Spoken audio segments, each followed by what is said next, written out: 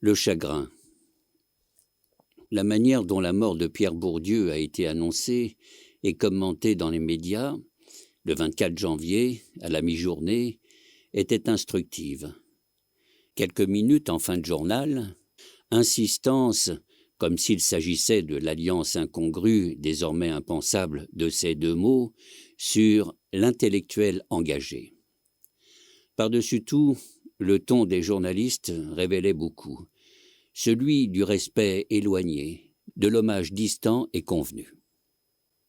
À l'évidence, par-delà le ressentiment qu'ils avaient pu concevoir vis-à-vis de celui qui avait dénoncé les règles du jeu médiatique, Pierre Bourdieu n'était pas des leurs.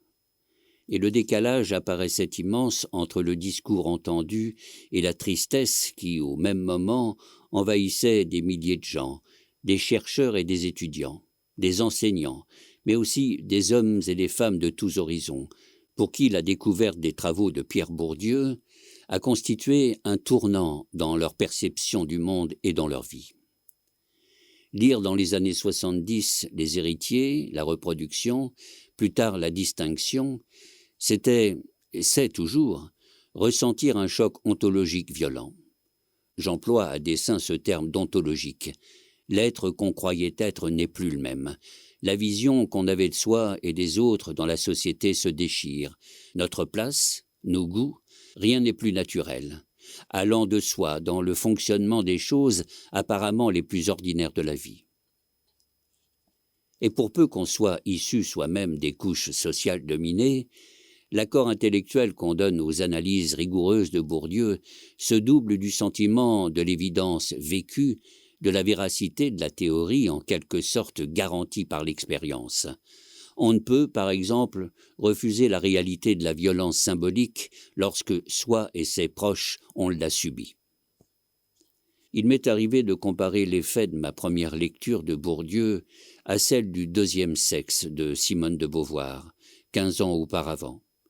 L'irruption d'une prise de conscience sans retour, ici sur la condition des femmes, là sur la structure du monde social. Irruption douloureuse, mais suivie d'une joie, d'une force particulière, d'un sentiment de délivrance, de solitude brisée. Et cela me reste un mystère et une tristesse que l'œuvre de Bourdieu, synonyme pour moi de libération et de raison d'agir dans le monde, ait pu être perçue comme une soumission aux déterminismes sociaux. Il m'a toujours semblé au contraire que, mettant au jour les mécanismes cachés de la reproduction sociale, en objectivant les croyances et processus de domination intériorisés par les individus à leur insu, la sociologie critique de Bourdieu défatalise l'existence. En analysant les conditions de production des œuvres littéraires et artistiques, les champs de lutte dans lesquels elles surgissent, Bourdieu ne détruit pas l'art, ne le réduit pas. Il le désacralise simplement. Il en fait, ce qui est beaucoup mieux qu'une religion, une activité humaine complexe. Et les textes de Bourdieu ont été pour moi un encouragement à persévérer dans mon entreprise d'écriture, à dire, entre autres, ce qu'il nommait le refoulé social. Le refus opposé, avec une extrême violence parfois, à la sociologie de Pierre Bourdieu vient, me semble-t-il, de sa méthode et du langage qui lui est lié. Venu de la philosophie, Bourdieu a rompu avec le maniement abstrait des concepts qui la fondent, le beau, le bien, la liberté, la société, et donné à ceux-ci des contenus étudiés concrètement, scientifiquement. Il a dévoilé ce que signifiait dans la réalité le beau quand on est agriculteur ou professeur, la liberté si l'on habite la cité des 3000, expliquer pourquoi les individus s'excluent eux-mêmes de ce qui, de façon occulte, les exclut de toute façon. Comme dans la philosophie, et le meilleur des cas la littérature, c'est encore et toujours de la condition humaine qu'il s'agit, mais non d'un homme en général, des individus tels qu'ils sont inscrits dans le monde social.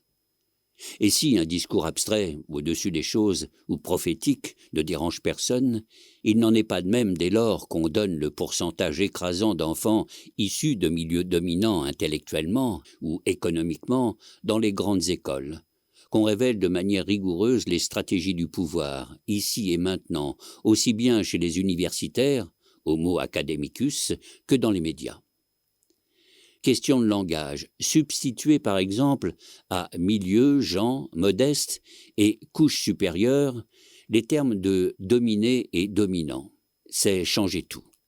À la place d'une expression euphémisée et quasi naturelle des hiérarchies, c'est faire apparaître la réalité objective des rapports sociaux. Le travail de Bourdieu, acharné comme Pascal à détruire les apparences, à rendre manifeste le jeu, l'illusion, l'imaginaire social, ne pouvait que rencontrer des résistances dans la mesure où il contient des ferments de subversion, où il débouche sur une transformation du monde, dont l'ouvrage qu'il a dirigé avec son équipe de chercheurs, le plus connu, montre la misère. Si avec la mort de Sartre, j'ai pu avoir le sentiment que quelque chose était achevé, intégré, que ses idées ne seraient plus actives, qu'il basculait dans l'histoire, il n'en va pas de même avec Pierre Bourdieu. Si nous sommes tant à éprouver le chagrin de sa perte, j'ose ce que je fais rarement dire « nous » en raison de l'onde fraternelle qui s'est propagée spontanément à l'annonce de sa mort. Nous sommes aussi nombreux à penser que l'influence de ses découvertes et de ses concepts, de ses ouvrages, ne va cesser de s'étendre. Comme ce fut le cas pour Jean-Jacques Rousseau, dont je ne sais plus qui, en son temps, disait avec réprobation que son écriture rendait le pauvre fier. Février 2002.